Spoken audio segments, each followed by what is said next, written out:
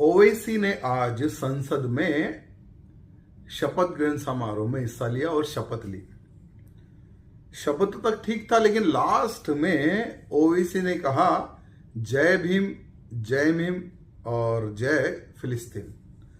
तो मैं ओवैसी को कहना चाहूंगा, भारत माता की जय बोलने में तुझे क्यों शर्म आती है भाई? जिस देश में खाता है, जिस देश में पीता है, भारत देश में राजनीति भी करता है और भारत माता की जय बोलने में शर्म आती है।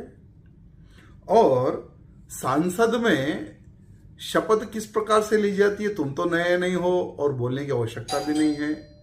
आज अगर कोई जय इजराइल अगर बोल देता तो आज क्या तुम संसद में बैठते थे?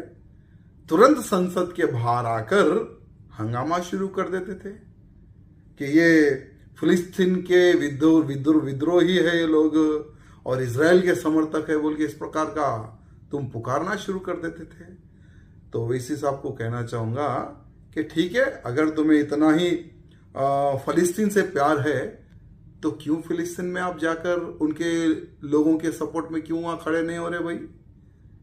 जो आज फिलिस्तीन के कई ऐसे लोग हैं जो बंदूक उठाकर अपने आप की रक्षा कर रहे हैं, तो वैसे तुम भी चले जाओ ना फिलिस्तीन, बंदूक उठा लो, दम अगर है तो।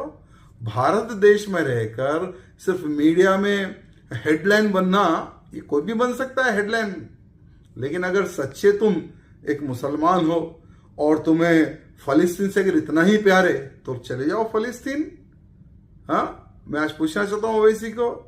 लेकिन इस तरह से जो आप जो बता रहे हो, ठीक है, जय भीम हम भी बोलते हैं, जय भीम वो तुम्हारा स्लोगन है, लेकिन फिलिस्तीन की जय ये थोड़ा सोचने वाली बात है। तो ओवैसी साहब को मैं सजेशन देता हूं कि एक बार चले जाओ फिलिस्तीन, पता चल जाएगा कि फिलिस्तीन में तुम्हारे जैसे लोगों की क्या औकात है।